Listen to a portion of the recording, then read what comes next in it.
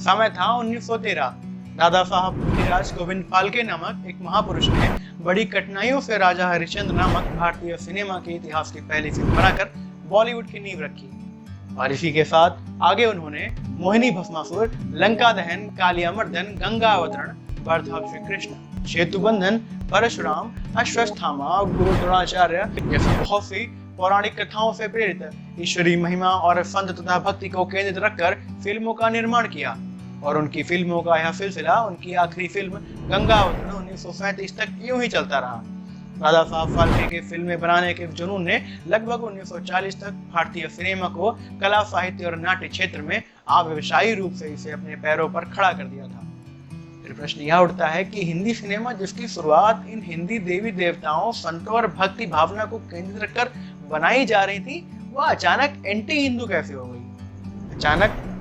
अचानक तो नहीं, धीरे धीरे मीठे फ्लो पॉइजन की तरह हमारे मस्तिष्क को उनका गुलाम बनाने की प्रक्रिया थी।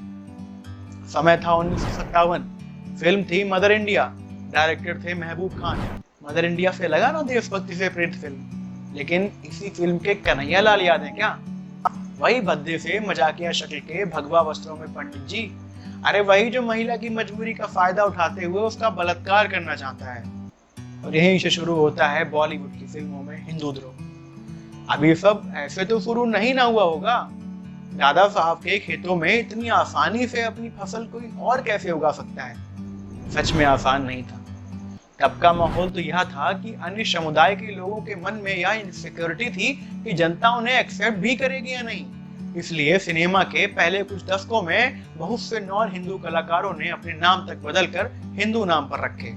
जैसे यूसुफ खान ने अपना नाम दिलीप कुमार रखा, मुमताज जहां ने मधुबाला, हामिद अली ने अजीत, तो बदरुद्दीन जलालुद्दीन काजी ने जॉनी वॉकर रख लिया।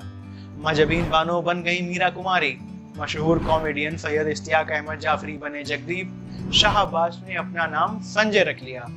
ऐसे ही जकारिया ने जैन, खुर्शीद अख्तर ने श्यामा रखा और बन गए बॉलीवुड के महान कलाकार। अब जब सब कुछ इतना बेहतरीन चल रहा था तो कहानी बदली कैसे? दौर आया 1960 के दशक का और बॉलीवुड में माफिया तथा डॉन्स का पैसा आने लगा।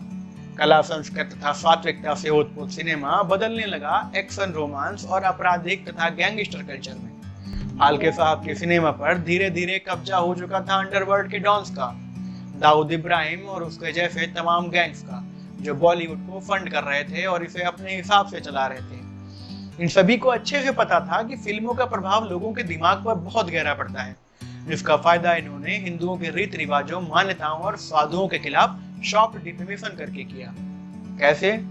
देख लीजिए कैसे फिल्मों में विलन को एक हिंदू दिखाया जाता है, वह भी एक ऐसा हिंदू जो ईश्वर में आस्था रखता हो और पूजा पाठ तथा तिलक भी लगाता हो।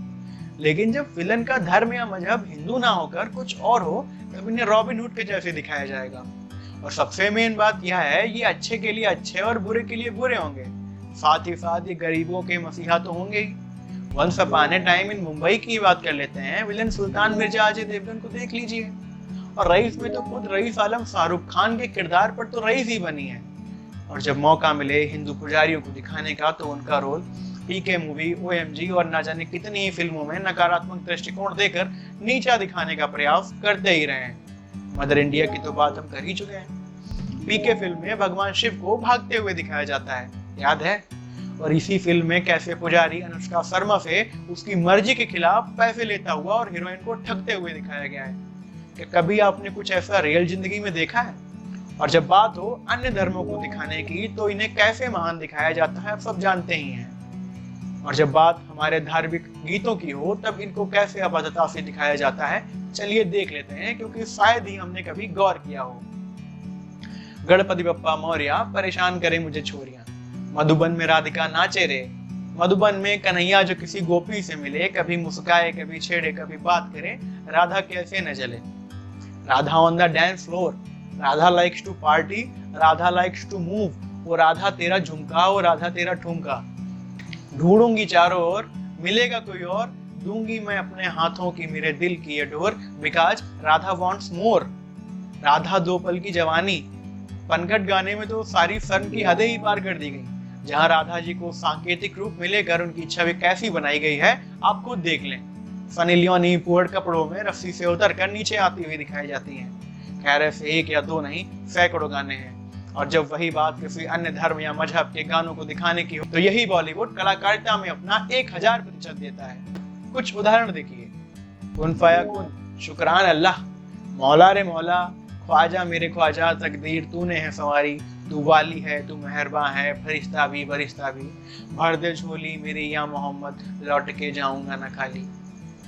हमें किसी भी धर्म से कोई नफरत नहीं, बस कहना सिर्फ इतना है कि आप खूब ग्लोरीफाई करिए सभी धर्मों को, लेकिन हिंदू तो ग्लोरी नहीं दिखा सकती है, तो कम से कम उसे टारगेट करके बदनाम तो ना करिए, नीचा तो मत दिखाइए। और इतनी सी बात अगर दर्शकों को समझ ना आए तो समझ जाइएगा, ये बॉलीवुड और सेकुलरिज्म की पॉलिटिक्स जैसा आपको बनाना चाहती थी वो सफल हो चुकी है, और आप उस स्लो पॉइजन की चपेट में आकर मानसिक रूप से विकलांग हो चुके हैं। अब जरा नजर डालते हैं कि कैसे और किस बड़े कारण से ये सब हुआ, और हम मदारी के तमाशे पर अंधे बहरे बनकर तालियां बजाते रहे। टी सीरीज के मालिक गुलशन कुमार याद है ना, उनके गाए हुए भजन तो याद ही होंगे। खैर इनके बारे में बात करें तो ये फिल्म इंडस्ट्री के एक बड़े नाम होने के साथ साथ भगवान शिव और माता वैष्णो देवी के अनन्य भक्त थे। देश की सबसे बड़ी म्यूजिक कंपनी टी सीरीज, जिसका पूरा नाम त्रिशूल सीरीज है, उसको इन्होंने ही खड़ा किया था। अब तक बॉलीवुड में लगभग हर कलाकार, प्रोड्यूसर, फिल्म मेकर इन अंडरवर्ल्ड डॉन्स के चरण वंदना और चाटुकारिता कर रहा था, और उनके हिसाब से ही बॉलीवुड की गाड़ी चल रही थी। और सबसे मेन बात, ये सभी अंडरवर्ल्ड वाले ज्यादातर एक खास समुदाय से थे। खैर म्यूजिक के मामले में अभी तक तो ऐसा नहीं था। देश का सबसे बड़ा त्रिशूल टी सीरीज का मालिक पक्का सनातनी और शिव भक्त था। उनके होते हुए बॉलीवुड में एंटी हिंदू गाने कैसे लाए जा सकते थे? तब अंडरवर्ल्ड ने अपना ही डर की, फिर जो उनकी बात नहीं मानता था उसे डराया, धमकाया और यहाँ तक कि मार तक दिया जाता था। डर का यह दौर शुरू होता है 7 जून 1994 से, जब जावेद रियाज सिद्दीकी नाम के एक प्रोड्यूसर टू विश मैं अमृत नाम की एक फिल्म बना रहे होते हैं, तो दाऊद इब्राहिम सिद्दीकी जी पर दबाव डालकर पाकिस्तानी अदाकारा जेबा अख्तर को फिल्म में कास्ट करवाता है, पर जनता के आक्रोश के कारण इनको हटाना पड़ा। इसका परिणाम यह हुआ कि दाऊद ने 7 जून 1994 को उनकी गोली मारकर हत्या करवा दी। मीडिया रिपोर्ट्स के अनुसार इसके बाद गुलशन कुमार को भी अंडरवर्ल्ड से कॉल आने लगी, और इसी कारण उत्तर प्रदेश के तत्कालीन मुख्यमंत्री श्री कल्याण सिंह ने उन्हें गनर भी दिया था। फिर एक रोज अबू सलेम की कॉल गुलशन कुमार के पास जाती है, और वो बोलता है कि वैष्णो देवी के नाम पर तो रोज लंगर खिलवाते हो, कुछ हमें भी खिलाओ।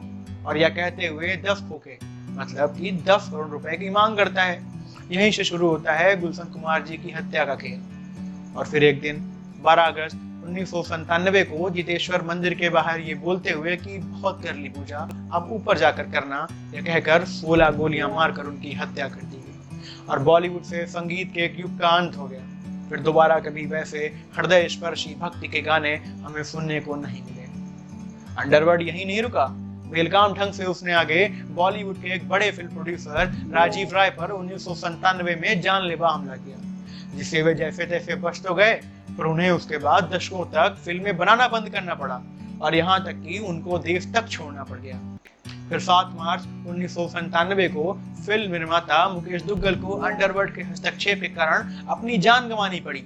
उन्हें उनके ही ऑफिस के बाहर छोटा राजन ने जान से मार दिया। फिर 2001 में फिल्म निर्देशक अजीत देवानी की भी अबू सलेम के गिरोह ने गोली मारकर हत्या कर दी। और इसी प्रकार राकेश रोशन, दिनेश आनंद समेत बहुत से फिल्मी दुनिया के शहंशाहों पर अटैक हुए। कुछ बचे, ज्यादातर लोगों को जान से हाथ धोना पड़ा। तो क्लियर हुआ ना कि बॉलीवुड किन हाथों में था। अभी भी क्लियर ना हुआ हो तो जरा इंडियन एक्सप्रेस की ये हेडलाइन देखिए। सोनाली बिंद्रे को 90s के समय अंडरवर्ल्ड के हस्तक्षेप के कारण अपना रोल गंवाना पड़ा, और डायरेक्टर बोला मैं इसमें कुछ नहीं कर सकता। शायद अंडरवर्ल्ड का हस्तक्षेप ही बॉलीवुड को एंटी हिंदू बनाने का एक प्रमुख कारण रहा है, क्योंकि बॉलीवुड कंट्रोल हो रहा था दाऊद इब्राहिम के हाथों। साथ ही सभी खान कलाकारों का तथा और भी बहुत बड़े बड़े कलाकारों का उससे जबरदस्त संबंध रहा है, और लगभग पिछले 25 वर्षों से इन्हीं सब का कब्जा इंडस्ट्री पर रहा है। यही नहीं, बॉलीवुड में तो पाकिस्तानी कलाकारों तक को सेटल करने की पूरी प्लानिंग थी, पर किस्मत से यह पूर्णतः संभव न हो सका। और बहुत सी फिल्मों में रोजगार पा लेने के बाद देर दुरुस्त जब जनता नींद से जागी तो उन्हें वापस उनके देश भेजा गया, वरना शायद इन्हीं सब का कब्जा आज इंडस्ट्री पर होता। खैर दिखाते हैं कुछ तस्वीरें जो शायद बयां कर दें बॉलीवुड का anti Hindu agenda. Baby movie का ये सीन याद है? जिसमें अक्षय कुमार कहते हैं रिलीजन वाला जो कॉलम है उसमें मैं बोल्ड अक्षरों में इंडियन लिखता हूँ। वाह, कितनी अच्छी बात है ना। पर जरा रुकिए और इनका मुखौटा उतारिए, फिर पूरा डायलॉग देखिए। मैं ही बता देता हूँ। अक्षय कहते हैं पैरामिलिट्री में था। गुजरात के हिंदू मुस्लिम दंगों में कहीं अंदर एक मुस्लिम फैमिली में माँ बाप और एक 13 साल की बच्ची फंसी हुई थी। रेडिकल हिंदू ऑर्गेनाइजेशन को पता चल गया। मेरे कलीग्स वहीं उलझे हुए थे। सबसे नजदीक मैं था तो मैंने रिस्पॉन्ड किया। लोकेशन पे पहुंचा तो उस फैमिली को लगा कि मैं उन्हें मारने आया हूँ। बड़ी मुश्किल से मैंने उनको तसल्ली दी। शाम को हिंदुत्व का झंडा लेकर भीड़ तलवार बंदूक और पेट्रोल बम लेकर पहुंची। 24 घंटों तक अकेला लड़ता रहा। 2 गोलियां खाई, 7 लोग मेरे हाथों मारे गए, पर उस फैमिली को कुछ नहीं होने दिया। रिलीजन वाला जो कॉलम है उसमें बोल्ड अक्षरों में इंडियन लिखता हूँ। समझे प्रोपेगेंडा दोस्तों। भाई साहब कैसे अपने डायलॉग्स में रेडिकल हिंदू ऑर्गेनाइजेशन और हिंदुत्व के झंडों का प्रयोग करते हैं और मुस्लिम फैमिली को मजबूर, कमजोर, प्रताड़ित दिखाकर हिंदुओं की इमेज रेडिकल बना देते हैं। पर जहां उस रेडिकल हिंदू वाली छवि को सुधारा जा सकता है वहां खुद का रिलीजन हिंदू ना बताकर इंडियन बता के मिशन सक्सेसफुल कर लेते हैं। खैर, आगे बढ़ते हैं। इन कलाकारों के जो 2 चेहरे हैं उन पर ध्यान गया आपका या नहीं? चलिए मैं ही लिए चलता हूँ। ये तस्वीर देखिए। अपराधी का तब तक कोई धर्म नहीं होता जब तक कि वह हिंदू ना हो। जस्टिस फॉर अशफा याद है कैसे इन सब ने पूरी हिंदू कम्युनिटी को बदनाम किया देवी स्थान के नाम पर। लेकिन जब वही घटना अन्य धार्मिक स्थान पर हुई हो तब, अरे ये तो अपने कपड़ों से भी पीछे नहीं रहे हमारे देवी देवताओं का अपमान करने में। देख लीजिए। और इस बॉलीवुड ने हमारे सिख धर्म, जो कि अपनी देशभक्ति, क्षत्रियता तथा रक्षण के लिए जानी जाती थी, जिसके बारे में कहा जाता था कि 1.25 लाख से एक लड़ा हूं, वो कौम जिसके विचार मात्र से एक इज्जत और फक्र का एहसास होता है, उनको इन्होंने संता बनता बनाकर एक कॉमेडी मटेरियल बना दिया। आमिर खान की लाल सिंह चड्ढा तो लेटेस्ट है। ऐसा भी सरदार होता है, कभी देखा है आपने? ऐसे तमाम दृश्य हैं। खैर, अंतोगत्वा निष्कर्ष यही है कि बॉलीवुड की नजरों में पंडित पाखंडी है, ढोंगी है, ठाकुर क्रूर और अत्याचारी है, सिख मजाक का पात्र है और बनिया है ठग। ये सब हमारे दिमागों में पिछले 80 सालों से भरा जा रहा है। एक अच्छी बात क्या है कि आज हम जाग रहे हैं। इसका परिणाम यह है कि जितने भी anti Hindu, anti national movie हैं, उन सब का बॉयकॉट हो रहा है और Kashmir files, the Kerala story जैसी फिल्मों का पुरजोर समर्थन। इसी के साथ साउथ फिल्म इंडस्ट्री की तरफ जनता खूब प्यार लुटा रही है।